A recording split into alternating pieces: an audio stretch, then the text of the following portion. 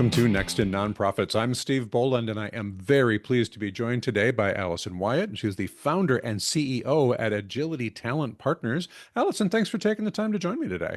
Thank you for having me, Steve. I heard a little bit about your work and some framing around succession specifically, but before we dive into some of those specific things, can you just tell me more broadly, what is the work of Agility Talent Partners? What do you do there? Absolutely. So Agility Talent Partners is a human capital consulting firm that works with nonprofits and mission-driven organizations across the world to really help them think about four things. How are we compensating and rewarding our people? How are we navigating performance management and trying to build cultures of high performance so that we can elevate our impact? And then how are we growing people along the way? What do career pathways look like? What do we want people developing at every step of the way? And do we have a strong succession plan for all of the critical roles in the organization? On top of that, we work specifically with boards to help them answer those three questions for their organizational leader. How are we compensating, evaluating, and planning for this person's transition? And so, I think that a lot of people really understand the urgency around getting pay right, getting performance evaluation right, building career pathways for staff, and they view succession planning kind of as the cherry on top. And what I can tell you is that it's like the fire hydrant or the fire extinguisher that you have in your kitchen that you never thought you needed until the kitchen catches on fire. And then boy, are you glad you had it. So it's definitely not the cherry on top. Okay. So right ahead of us recording, we were talking a little bit about what's different about this now as things are changing and whatnot. And I think that the idea of especially like a first leadership transition of whatever lead staff role you have, executive director, CEO, whatever title that person is using, that first time is often the bumpiest time. Is it different now in 2026 than it might have been even 10 years ago, 15 years ago? Or has it always been sort of a challenging space for how people think about what is this organization ready for versus how are we replacing just an employee? Yeah. Well, I think first and foremost, transitions of founders are always the hardest. They're Yeah. always very complicated because in many ways, the organization just kind of evolves and grows based on whoever that leader is. And there's never a moment where we take a step back and think about what what would this organization look like and how would we build it differently without this person here? Because people just kind of take for granted that the founder will always be there.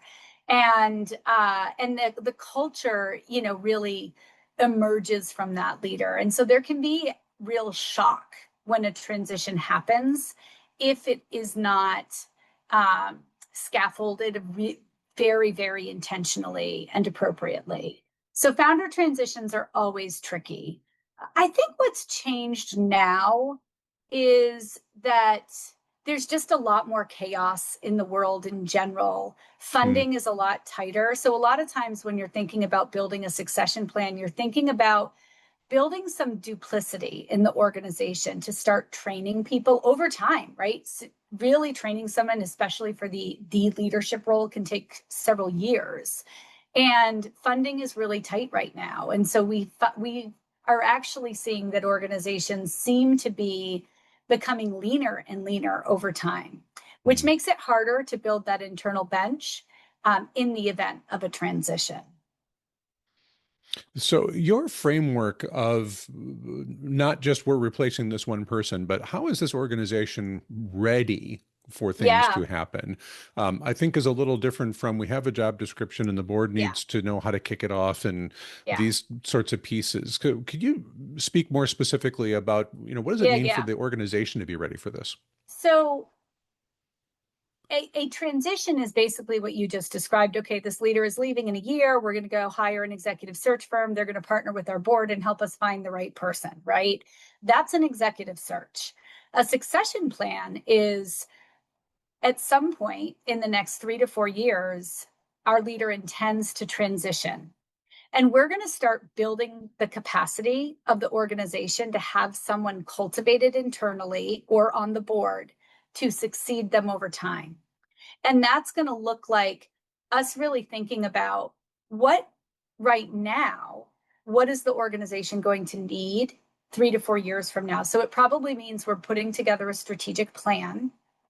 It probably means that we're taking stock of our existing talent in the organization, in the leadership branches, if we have those people like deputies or chiefs, and assessing where are their gaps. A lot of times we find that the gap is around the external facing work, relationships with funders, having Hmm. experience closing, you know, development conversations and bringing grants and funding into the organization, right? You often have someone who does the behind the scenes work of that and then brings the CEO or the ED out to close things.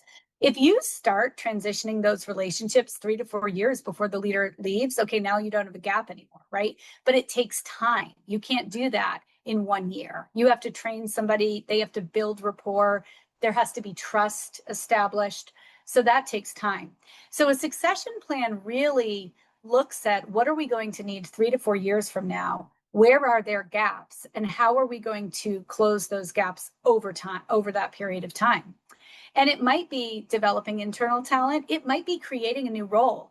You might be a small organization that doesn't have any executive level positions, and you recognize I need to hire a deputy who I'm going to groom over the next several years to slowly take over more and more of my responsibilities so that by the time I leave, I'm kind of window dressing. And it's a very natural and organic transition, right? It might be thinking about, okay, we're going to have to build some capacity in our board of directors because the role we're imagining needing is a unicorn.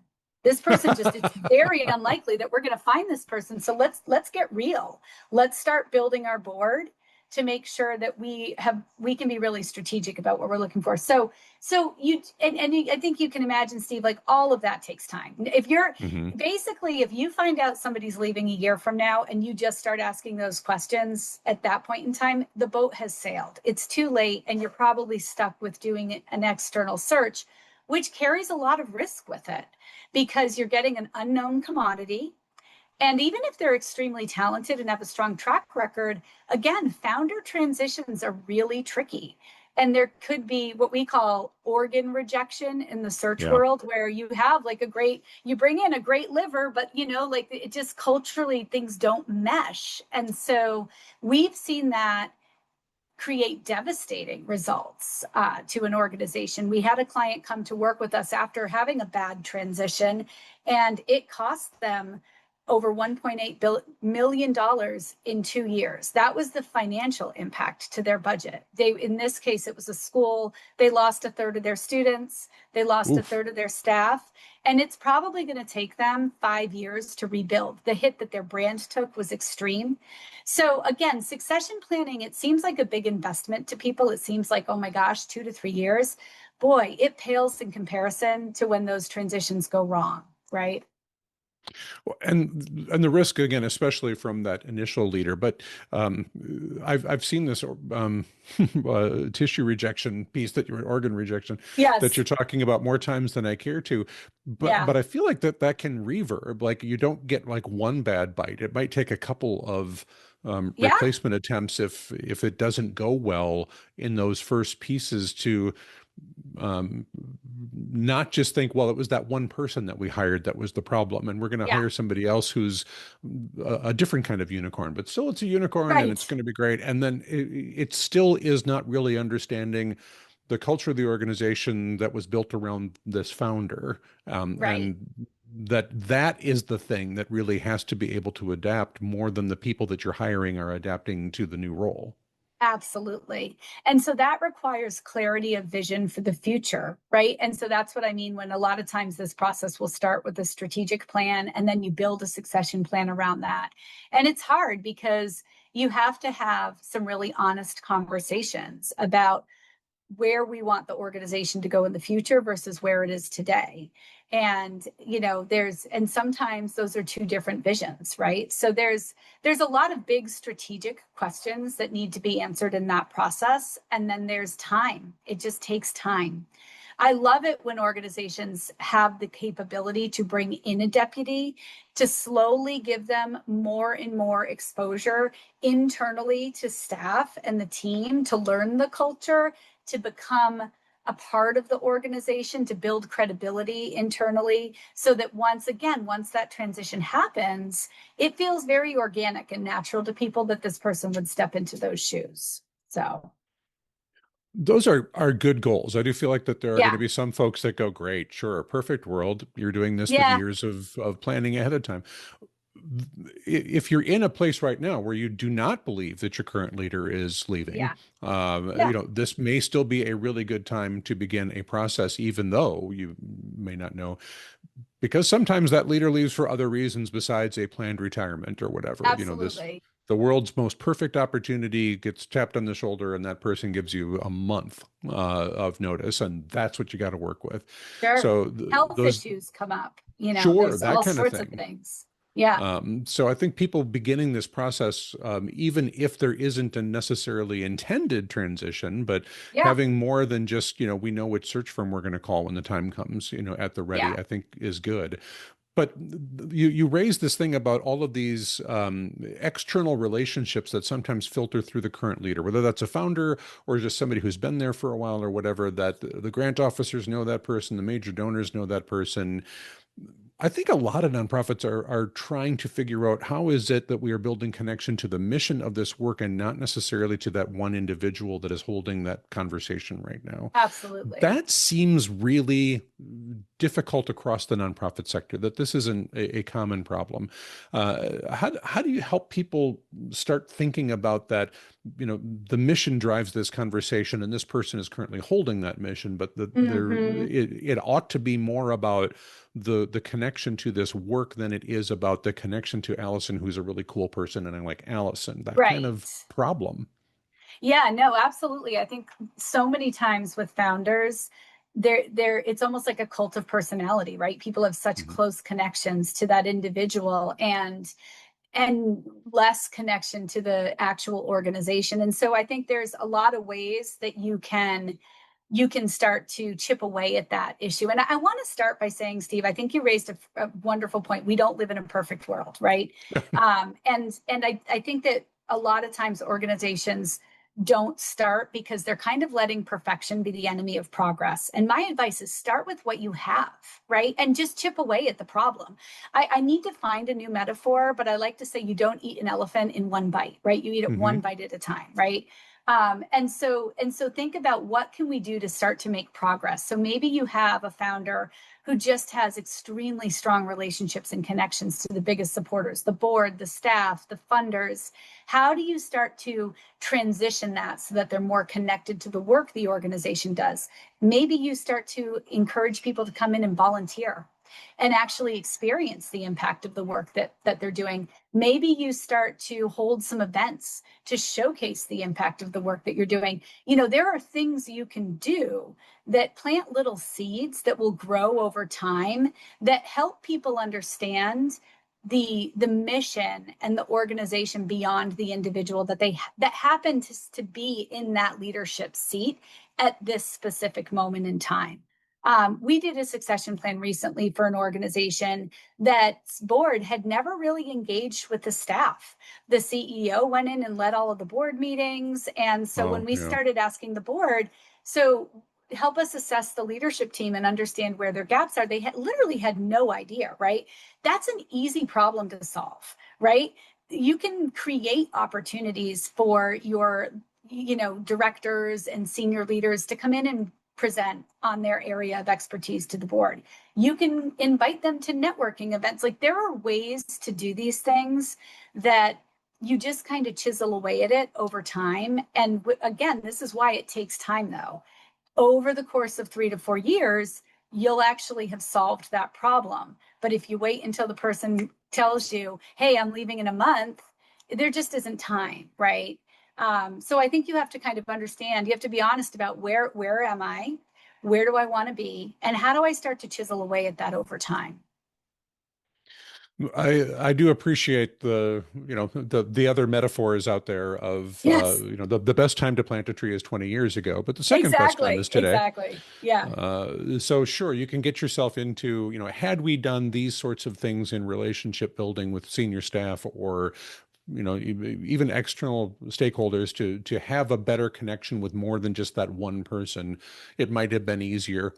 But now we're starting from here. This is the Yeah. time that we're going to begin to think through these other pieces of being ready uh, Yeah. to You have know, a different leader.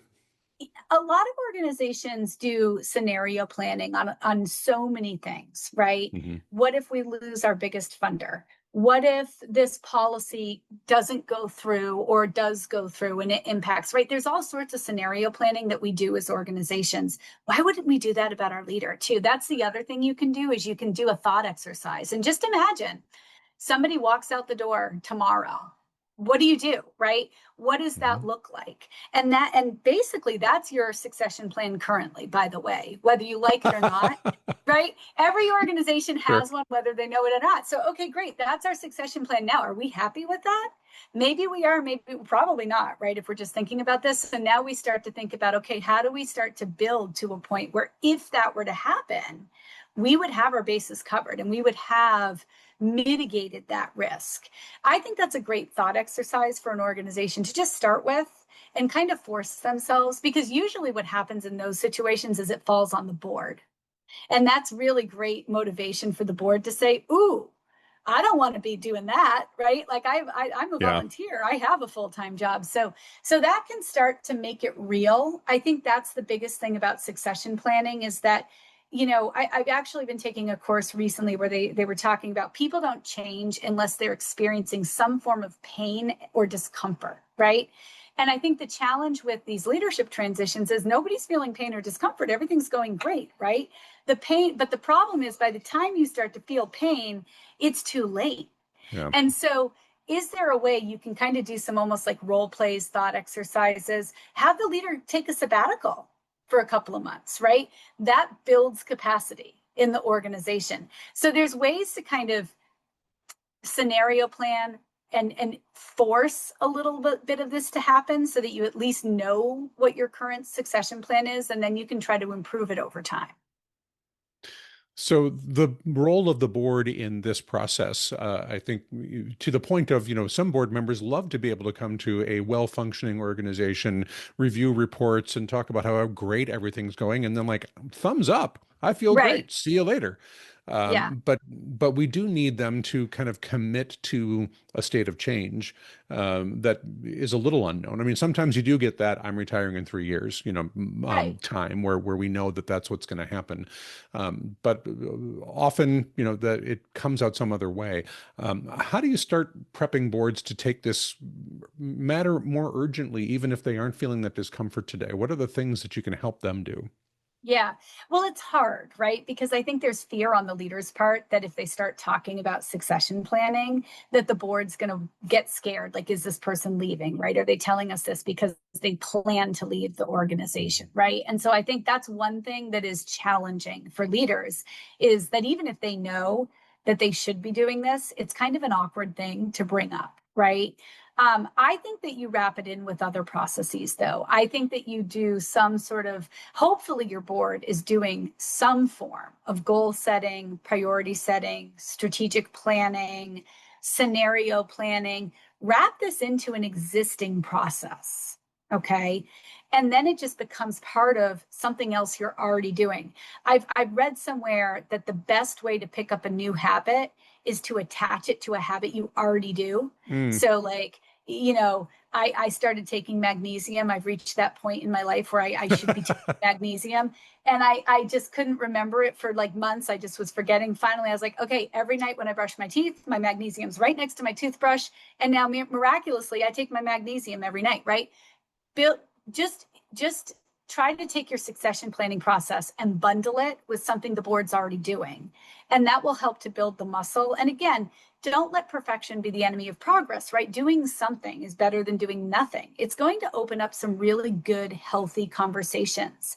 It's going to start to help you be thinking more strategically into the future. And I think the other thing is your staff will appreciate it because they're going to start to feel some investment in them. I think so often in this space, we're just thinking about, you know, what's right in front of us. What do I need from this person today? Not how am I developing them so that as the organization grows, they're prepared to take on what I need from them tomorrow. And so succession planning will also trickle down into really good, valuable professional growth opportunities for your people. And that's something that's a huge advantage and a huge retention tool for your staff. So let's talk a little bit about the staff, the other staff that are Yeah. not currently in those leadership positions, because there is that opportunity to, see if there's somebody that is perhaps could be brought up into a leadership position like that. Although sometimes with smaller organizations, the personality and the skill set of the program lead is different from the organizational staff lead, and Yes. maybe you just don't have enough bench strength there to really think like those folks are the ones that we're looking to. I don't want to say that you exclude everybody just because the staff might be small, but I do think that it may be more challenging if you don't have people in sort of mid-tier management positions because the Yes. organization's bench is just kind of shallow. Yep. To go, what if we have to go outside? What does that do to the internal team? How are they invested in that? Because that can be a challenging time for other folks that are like, oh gosh, I knew what it was like under this last leader, and now it's going to be different Yeah. somehow. And what does that Oh, mean? yeah. So, can you talk about both the what if the bench is a little not quite where you need it to be, and how does the staff just respond to these conversations when the board is starting to really make it part of their regular routine? Yeah, absolutely. Well, I think first of all, one thing I would say is succession planning should be for any critical role in the organization. So it doesn't Okay. just have to be the leader, right? It could be even somebody who's not in an executive level leadership role. So I think just be thoughtful about, what keeps you up at night as a leader? Like if so and so were to leave, what would like really Mm, devastate you? Okay, great. That's somebody you should have a succession plan for. So that's your litmus test, right? Um, but let's imagine you're thinking about the leader of the organization and you're small, and so you don't have a lot of depth and you don't have kind of like a leadership team per se to cultivate and groom. I think that you're then starting to think about other possibilities, which can, which can um, fall into a couple of different buckets. Usually, it's going to be either uh, getting volunteers involved, board members, like building out your board and volunteer base to cultivate someone who potentially could step into a leadership role over time, and starting to give staff exposure to that person so that, again, it doesn't feel like a stranger's coming in when the transition happens, right? It could be creating a role like the deputy role if you can hmm afford to do that, right?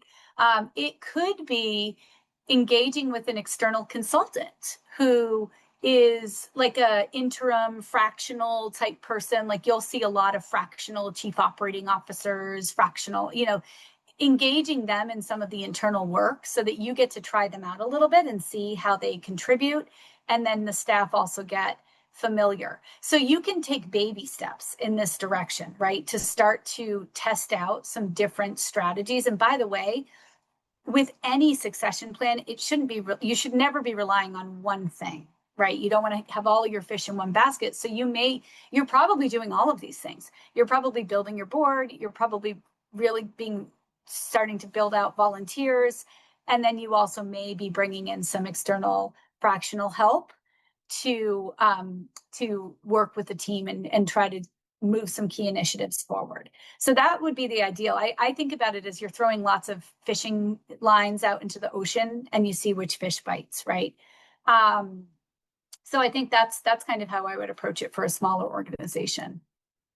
Yeah. I don't know if this has become more pertinent in 2026 as the pace of change in so many ways is hitting. But, is there Yeah. that, maybe the person that was trained up as an organizational leader 15 or 20 years ago isn't quite what we're looking for anymore? And how do you go what's the idea about integrating AI into a workflow with a Yeah, workforce that's kind of shy of those things? There's some things that are different about leadership in a very rapidly changing future. I mean, we used to think that we had a federal government that functioned, for example, right? right. That was a Yeah, reliable thing. absolutely. No, that's what I mean. And There's a lot of chaos right now. It's, Right. I mean, yeah, if you're an arts organization, there was an NEA and it worked a certain yes. way. And then when that Yeah. rug gets pulled, I think you maybe do have experienced leaders that are able to adapt to that new world, but it also Mhm. may be thinking about a transition now is thinking about all of the shifting sands now. Yes. And how does that impact our thinking on what we're doing in our leadership transition planning, in our succession planning? Are Yeah. you hearing those kinds of questions with people you're working with more about just the pace of change in all of A these hundred different percent. areas? A Okay. hundred. It's all we talk about, right? Like there's, yeah, I mean, every organization is, yeah, it feels like we're in a box and just getting shaken around, right? And it's AI and it's funding shifts and it's the federal government and it's so many things that are shifting and changing, right? And it's overwhelming for people. I think that that's the general state of just cognitive overload is how Hmm. I think many of us are feeling. I do think that it does mean that you are looking for a different type of leadership in this moment in time. You know, for many of us that run smaller organizations, entrepreneurial organizations, you're kind of always looking for entrepreneurial leaders who can manage through ambiguity, chaos, change, growth, all of those things, right? I think now any organization is looking for leadership that can help navigate very choppy waters that include all of those things. And so I think it does make sense to think about. And I actually think you're going to see a lot of leadership transitions because of this, because you'll have Yeah. leaders who were very so. I got my MBA and we took a class at one point about like, different stages of leadership and kind of this curve that any organization goes through. There's kind of like the startup phase where everything's super entrepreneurial, right? And then you're systematizing everything to get ready to scale for growth. And then you grow really rapidly. And then you kind of stabilize. And you actually need typically for orgs a different leader, or at least a leader who can show up in very different ways at each of those different stages of the organization. And I think you're finding that for a lot of leaders who were kind of that stability leader, right? They were very effective and very successful for the moment we were in 10 years ago. And it's just not the moment we're in right now, right? Yeah. And so I think and they're either, they may be leaving because they're feeling like this isn't like, I'm not as effective as a leader anymore, or they just may be stressed out. Like, this isn't what I signed up for, right? So I think we're going to see a lot of leadership transition in general over the next several years. I mean, anytime there's lots of change and chaos, it just stirs the pot, right? And then I think you are going to see organizations looking for these more adaptive skill sets because things change on a quarterly basis right now. I Yeah. joke, we do a lot of goal setting work with our clients in our performance management practice, and we don't do annual goal setting anymore. We do quarterly goal setting. Yes, you have annual goals, but you revisit it on a quarterly basis because things are changing so quickly. And I think that a lot of times, unfortunately, even the people you hire and bring into your organization, like different people like different stages of that growth, right? Like I worked for a large bureaucratic institution that was very stable early in my career, and it just wasn't me. That's not how I'm wired, right? I like the entrepreneurial growth stage. And so you also have to realize that some of the folks that you attract early on are going to continue to stay and grow with the organization, and others are going to feel like too much is changing and it's just really not the type of work environment or organizational phase that they want to be a part of. And those are really hard decisions for both sides to come to because of that really strong relationship that usually exists in a Yeah. founding team.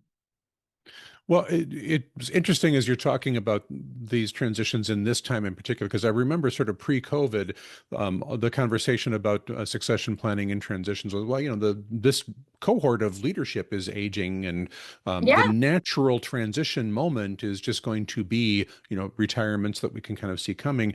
And I Yep. feel like a lot of that got upended a bit with like, well, now, everything got turned upside down because of COVID, and people are not leaving at the time that they thought they were going to leave because Yeah. everything's sort of up in the air. Yeah. And, there's this moment of what percentage of, organizational leaders would be at a natural retirement kind of cycle change, Yeah. versus people that may be leaving because they're seeking larger scale opportunities, Yeah. and, they've sharpened their skills at a smaller or mid-sized organization, and they want to go on to a different type of challenge. And those things absolutely happen too. But it's been so difficult, I think, to really get a grasp on what's the cycle of leadership change going to look like just because of predictable events. And now I feel like Absolutely.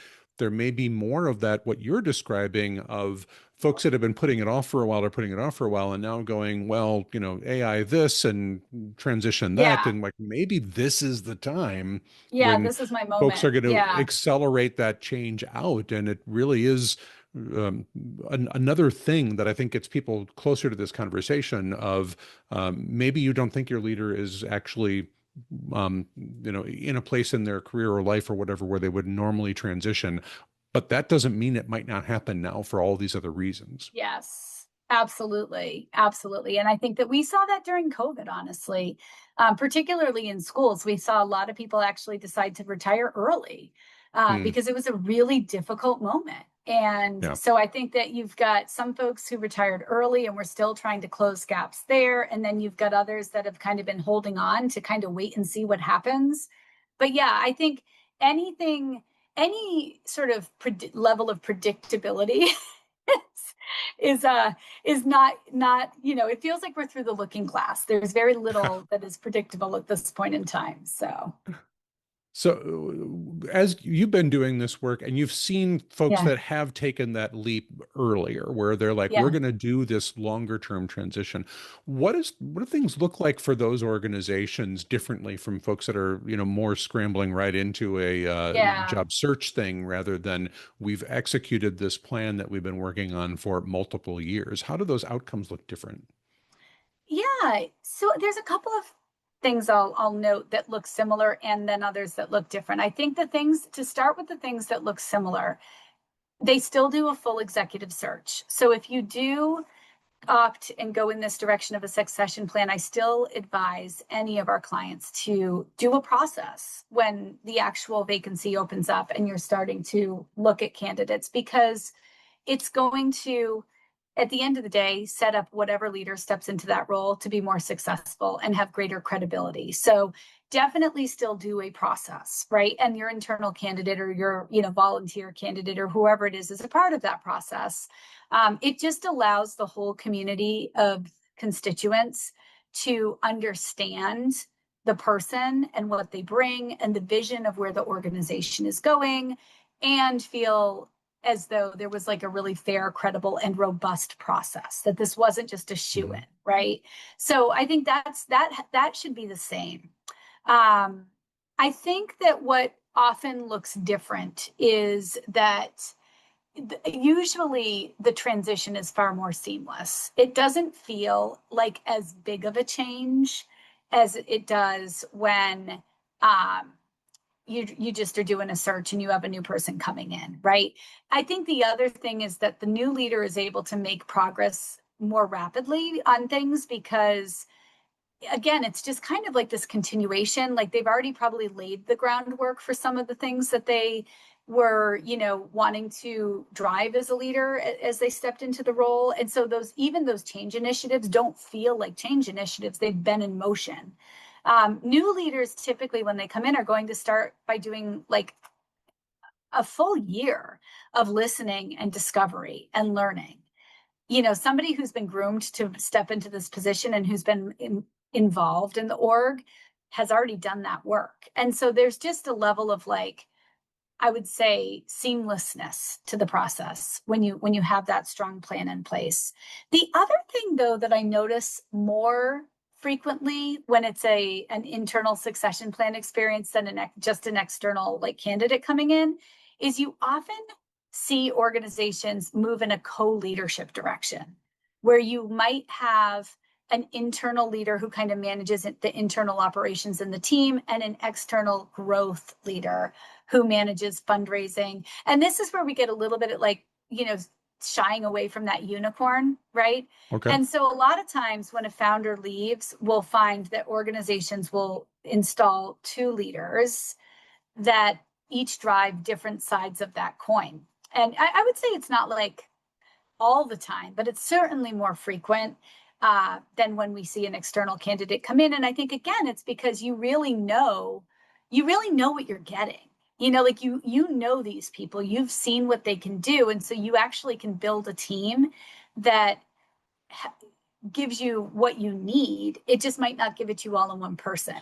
It's certainly more of a risk when you hire someone externally because, you learn as much about them as you possibly can in a very rigorous and very good selection process. And you just don't know as much. And actually, I know that this often frustrates executive search firms because there's a pro and a con to that because, when you have an internal candidate, you know a lot more. You know the Mm-hmm. upsides, but you also know the downsides. And so a lot of times it's actually a higher bar sometimes for an internal candidate to get placed into that role because you just don't know as much about the external and there's always like this shiny new object, right? Of like you're hearing all of the great things they've done and hearing about the great work they could do, and you haven't really been able to intimately understand what the trade-offs are. So that leads me to a question about another goal area for a lot of organizations, which is, doing better on an equity front. That if Mm-hmm. you are drawing from the people that you've already worked with versus how are we really trying to engage newer communities that haven't maybe been in these leadership roles. So, but we're leading with that as a value that this is an intentional thing. That it's in terms of the unicorn, right? Now we want somebody with Yeah. different lived experience on top of the ability to manage grants and AI and staff and everything else. If you do this co-lead model, does that allow you to hit more of those pieces? Is that how does that part play out in 2026 as people are still trying to broaden the table for who has opportunities to lead charitable Yeah. efforts? Absolutely. Well, and this is where building that internal pipeline earlier on can make a huge difference, right? And I think that um, this is something that that organizations so often miss, right? So if you're thinking about that at the very end of the process, right, when you're like actually launching a search again, you've kind of missed the boat, right? Hmm. When you're recruiting a pool of candidates for a position, you have to be thinking about that at step one. Have I developed a role that is going to attract a diverse pool of candidates? Have I developed a process that is going to really inclusively keep invested and engaged throughout the process, regardless of their background? Have I developed a selection process that isn't throwing up arbitrary barriers that correspond to, gender or race or ability or anything like that, right? So if you're thinking about this at the very end of that process, then you probably have already missed the boat on getting yourself to a pool of really diverse finalists, right, in an equitable way. And I think if you can do it even earlier, right, in your succession planning process, okay, now you can start thinking about engaging a really diverse slate of volunteers in the organization, diversifying your board. All of these things are not only going to set you up to be more inclined to have a really diverse slate of options for a leadership transition, but it's also going to, even if you just end up launching a search at that point in time, you're going to be attracting a much more diverse slate of candidates if they see a board that has people on that board that reflect their identity, right? If they see a very homogenous organization, then you're going to be recruiting a very homogenous group of candidates. So all of this work will, the further you can rewind the tape and start earlier, the better the outcome is going to be on all fronts. And that's no exception to the rule as well. We're starting to run a little low on time. So Yeah. I think as you're thinking about advice to those, maybe smaller and mid-sized organizations that maybe don't have a lot happening right now in this work, where are the first steps? Where do they begin, and how does it continue to build momentum that they don't just let peter out because some emergency happens and then they lose Yeah. focus? Yeah. So I think that attach it to a process you're already doing. It won't feel Hmm. like it's as big of a lift. Do a scenario plan, do a thought exercise. What would happen if I left tomorrow? What would the plan be? Right. And that's where you start. Right. And then you start to, you'll kind of like know whether or not it's a good plan or not. And that'll be probably some motivation to improve it over time. And then I think you start with engaging volunteers and board members and really starting to build that base toward having a broad breadth of diverse individuals engaged in your organization as and by the way, it could be a succession for you. It also could be, if you grow, a leadership team for you in the future. Right. So I think that all of those are the places I would start. And I think you can make a lot of progress without a lot of extra work, and if you just do those four things. Well, and I work as a consultant in most of my day, and we have this, ongoing joke with the folks that we talk to. You can have it good, you can have it fast, you can have it cheap, pick two. Yes. And if you're really trying to think about, I want this to be a really good process, and I don't necessarily want to spend a load of money on it, time Yeah, is your friend. But it really maybe exactly. is, start with where you've identified some gaps and build those, and then start with the next gaps and start building. Not necessarily Absolutely. like this plan will be ready in 9 months. Like, well, maybe, Yeah. but maybe you'll learn things along the way that you've thought you had answers to, and now you need to build answers to. And I think Yeah. that's Well, giving and yourself time. you are going to learn things along the way, because as you give more and more, as you bring in more board members, as you expand your volunteer base, as you give your staff more responsibilities, you're going to kind of see who rises to the challenge, and you're going to get more and more data about, you know, who can you count on, right? If you were to have to step away for a moment, or permanently. Yep. Yeah. Well, so much more available on your website. There's a link in the show Yeah. notes to be able to learn more from the Agility Talent Advisors folks there. So you can get the link, find more, contact Allison if you have questions. But right now, I just want to say thank you very much to Allison Wyatt, who's the founder and CEO at Agility Talent Partners. Thanks so much for being here today. Thank you so much, Steve. This was really a wonderful conversation. I really enjoyed it.